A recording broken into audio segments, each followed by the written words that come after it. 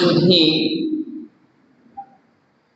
আল্লাহ পাক রব্বুল আলামিন আমাদেরকে সৃষ্টি করেছেন এমনি এমনি অহেতুক অমূলক উদ্দেশ্যহীন ভাবে নয়। এ পৃথিবীতে প্রেরণ করেছেন এমনি এমনি নয়, এর পিছনে একটা উদ্দেশ্য রয়েছে। আমরা নিজেরাও ছোট থেকে ছোট কোনো কাজ কখনো উদ্দেশ্যহীন অমূলক করি না। তাহলে আল্লাহ তাআলা আমাদেরকে সৃষ্টি করলেন, দুনিয়াতে প্রেরণ করলেন, দুনিয়াতে এসে খাও দাও ফুর্তি করো, এরপরে মারা গেলাম শেষ হয়ে গেল না। এর পিছনে কোনো না কোনো কারণ তো আছে। আল্লাহ তাআলা কেন আমাদেরকে সংক্ষিপ্ত একটা জীবন দিয়ে এই দুনিয়াতে প্রেরণ করলেন? কি সেই কারণ? সেই কারণ সম্পর্কে আল্লাহ পাক রব্বুল আলামিন নিজেই বলছেন সূরা জারিয়াতের 56 নম্বর আয়াতে আল্লাহ তাআলা বলেন, ওয়ামা খালাকুতুল জিন্না ওয়াল ইনসা ইল্লা লিয়াবুদুন। আমি তোমাদেরকে এবং মানুষদেরকে এবং জিন জাতিকে সৃষ্টি করেছি কেবলমাত্র শুধুমাত্র আমি আল্লাহর ইবাদত করার জন্য। তাহলে আল্লাহ তাআলা আমাদেরকে সৃষ্টি করেছেন, দুনিয়াতে প্রেরণই করেছেন একটা উদ্দেশ্য, সেটি হলো ইবাদত করা। এখন আমরা দুনিয়াতে এসেছি, আমাদেরকে পাঠানো হয়েছে ইবাদত করার জন্য, অথচ দুনিয়াতে এসে আমরা আমাদের দুনিয়ার মন যা চাই তাই করতেছি, যেভাবে ইচ্ছা সেভাবেই জীবনযাপন করতেছি। তাহলে আল্লাহ তাআলা যে উদ্দেশ্য নিয়ে আমাদেরকে প্রেরণ করলেন সেটা হাসিল হলো না। আল্লাহর সামনে যখন দাঁড়াবো, আল্লাহ বলবেন তোমাদেরকে প্রেরণ করেছিলাম আমার ইবাদত করার জন্য, নেক আমল কামাই করার জন্য, নিয়ে আসার জন্য। তুমি কি নিয়ে আসছো? এই কথাটা বোঝার জন্য আপনাদেরকে একটা ছোট্ট উদাহরণ দিই, বুঝতে তাহলে সহজ হবে। মনে করেন আপনার বাড়িতে একজন কাজের লোক, তাকে আপনি বাড়ি থেকে বাজারে পাঠালেন 5,000 টাকা দিয়ে, বললেন বাজারের সবচাইতে টাটকা এবং বড় মাছটা আমার জন্য কিনে নিয়ে আসবে। সে 5,000 টাকা নিয়ে বাজারে গেল। বাজারে ঢোকার পথেই দেখে এক জায়গায় জটলা বেঁধে আছে, অনেক মানুষ সেখানে দাঁড়ায় আছে। তো সেখানে গেল, গিয়া দেখে সেখানে এক প্রকারের খেলা চলতেছে, তার নাম হলো জুয়া খেলা। তো কিছু মানুষ সেখান থেকে টাকা ইনকাম করতেছে, তার লোভ হয়ে গেল। সে চিন্তা করলো টাকা আছে 5,000, 4,000 টাকা দিয়ে মাছ কিনে নিয়ে যাবো, আর 1,000 টাকা এখানে খেলি, দেখি কিছু লাভ হয়। 1,000 টাকা সেখানে দিছে, লস খেয়ে গেছে। তো তার আবার টেনশন, 1,000 টাকা লস খাইলাম, আর 1,000 টাকা দিয়ে 1,000 টাকা তুলতে হবে।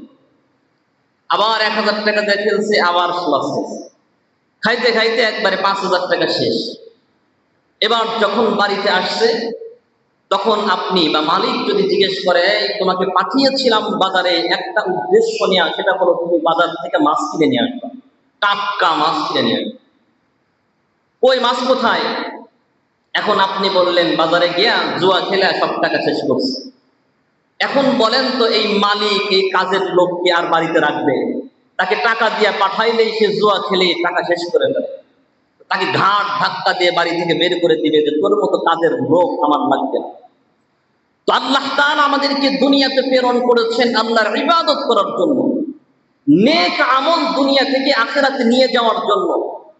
আমরা যখন খালি হাতে দুনিয়াতে এসে ইচ্ছা মতো হারাম কাজের ভিতরে মন যেভাবে চাই সেভাবে জীবনযাপন করছি, জীবনযাপন করার পরে আল্লাহর সামনে যখন মৃত্যুর পরে দাঁড়াবো, আল্লাহ বলবেন তোমাকে ওই 1,000 টাকা মানে আমাদের জীবনটা দিয়া দুনিয়াতে প্রেরণ করেছিলাম, তো এই জীবন খরচ করে তুমি কি নিয়ে আসছো? তোমাকে টাটকা মাছ, তোমাকে নেক আমল আনতে বলেছিলাম, কি নিয়ে আসছো? তখন আমরা বলবো দুনিয়ার জীবনে গিয়া ধোকায় পড়ে সব শেষ হয়ে গেছে, কিছুই আনতে পারি না। তো ওই লোকের মতো আল্লাহ তাআলা বলবে, তোকে পাঠিয়েছিলাম আমার ইবাদতের জন্য, তুই সেটা করিস নাই, নিজের ইচ্ছা মতো জীবনযাপন করে আমার দেওয়া দামি জীবনটাকে তুমি নষ্ট করেছো। যাও, তোমার মতো গোলাম আমার লাগবে না, যাও। ঘাড় ধাক্কা দিয়ে আল্লাহ তাআলা জান্নাত থেকে বের করে জাহান্নামে ঢুকায়। এই জন্য আমাদের সবচাইতে বড় টার্গেট হলো আল্লাহ তাআলা আমাদেরকে দায়িত্ব যে কাজ দিয়ে পাঠিয়েছে সেটি হলো আল্লাহ তাআলার ইবাদত করা। আর আল্লাহ তাআলা এই কথারও ঘোষণা দিয়েছেন, আমি যত ইবাদত তোমাদেরকে দিলাম তার ভিতরে সবচাইতে এবং সর্বশ্রেষ্ঠ গুরুত্বপূর্ণ ইবাদত যেটি, সেই ইবাদতের নাম হলো নামাজ। গুরুত্বপূর্ণ ইবাদত হলো নামাজ। এই জন্য যে যাই করো না কেন, সবচাইতে শ্রেষ্ঠ ইবাদত যার যেটা, সেই নামাজ তোমাদেরকে অবশ্যই আদায় করতে হবে। সেই নামাজ আমার সামনে উপস্থিত করতে হবে, নিয়ে আসতে হবে। এখন আল্লাহ তাআলার সামনে নামাজ যখন আমরা নিয়ে যাব, এই নামাজের ভিতরে দুইটা জিনিস আল্লাহ তাআলা দেখবেন। নামাজের ভিতরে দুইটা জিনিসের একটা জিনিস যদি না থাকে, তাহলে আল্লাহ তাআলা সেই নামাজ গ্রহণ করবেন না, গ্রহণযোগ্য আল্লাহ তাআলার কাছে হবে না। তার ভিতরে এক নাম্বার হলো ইখলাস। আপনি নামাজ পড়ছেন কার জন্য পড়ছেন? নামাজ পড়ছেন কার জন্য? আল্লাহ বলেছেন আমার জন্য পড়তে হবে, আমার সামনে সিজদা করতে হবে, আমার উদ্দেশ্যে নামাজ পড়তে হবে, আমার সন্তুষ্টির জন্য নামাজ পড়তে হবে। এখন আপনি চিন্তা করছেন, আমি হাজী সাহেব যদি নামাজ না পড়ি মানুষ কি বলবে, সমাজের মানুষ কি বলবে, এলাকার মানুষ কি বলবে, আমার দাড়ি আছে, দাড়ি টুপি মাথায় দিয়ে ঘুরি, নামাজ না পড়লে মানুষ কি বলবে। এই চিন্তা করলে এই নামাজ আল্লাহ তাআলার কাছে কঠিন কালেও কবুল হবে না, যত সুন্দর করে নামাজ পড়েন না। তাহলে এক নাম্বার হলো ইখলাস, আল্লাহর জন্যই হতে হবে। যেমন ওই উদাহরণ দিয়েই বুঝাই, আপনার সেই চাকর বাড়ির কাজের লোককে বাজারে পাঠাইলেন 5,000 টাকা দিয়ে যে মাছ কিনে নিয়ে আসে। সে মাছ ঠিকই কিনে নিয়ে আসছে, নিয়ে আপনার বাড়িতে না নিয়ে এসে আর একজনের বাড়িতে নিয়ে দিয়ে আসছে। এটাকে আপনি কেউ মেনে নিবে?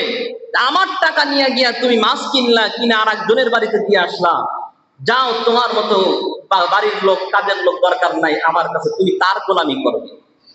তো আল্লাহ বলবেন নামাজ আমি তোমাকে প্রেরণ করলাম, খাবার দিলাম, সব দিলাম আমি তোমাকে, নামাজ নিয়ে আসবা আমার জন্য, নামাজ পড়বা আমার জন্য, তুমি মানুষের জন্য নামাজ পড়তে যাও, মানুষের গোলামি করো, মানুষের কাছে যাও, আমি তোমাকে জান্নাত দিব না, আমি তোমাকে জাহান্নামে নিক্ষেপ করব। এই জন্য এক নাম্বার হলো ইখলাস লাগবে। ইখলাস না থাকলে সেই নামাজ আল্লাহ তাআলার কাছে কখনোই কঠিন কালেও গ্রহণযোগ্য হবে না। দুই নাম্বার হলো কানুন, নিয়ম কানুন লাগবে।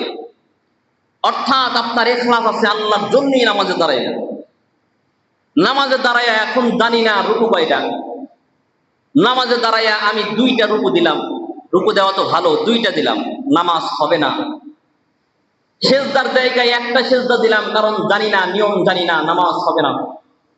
যত সুন্দর, যত ইখলাস নিয়েই করি, নামাজ যদি নিয়ম মোতাবেক না করি, সঠিক নিয়মে যদি না পড়ি, যে কোনো ইবাদত সঠিক নিয়মে যদি না করা হয়, তাহলে সেটি আল্লাহ তাআলার কাছে গ্রহণযোগ্য হবে না। এটিও আমি আপনাদের ওই উদাহরণ দিয়ে বুঝাই। বাড়ির ওই কাজের লোককে যখন বাজারে পাঠালেন, যাও 5,000 টাকা দিয়ে মাছ কিনে নিয়ে আসো। সে মাছ কিনে নিয়ে আসছে ঠিকই, আপনার কাছেই নিয়ে আসছে, উদ্দেশ্য আপনারই, আপনাকে সন্তুষ্ট করার জন্যই মাছ নিয়ে আসছে। কিন্তু যখন মাছটা খুললেন, খোলার সাথে সাথে দেখলেন এমন দুর্গন্ধ, এমন পচা মাছ, যেই পচা মাছ, যেই দুর্গন্ধের মাছ আপনি জীবনে কখনো দেখেন। এখন বলেন তো এই মাছটাকে আপনি খাবেন? কেউ খাবে? এই জিনিসটাকে কেউ মেনে নেবে? 5,000 টাকা নিয়ে বাজারে গেছে, সবচাইতে পচা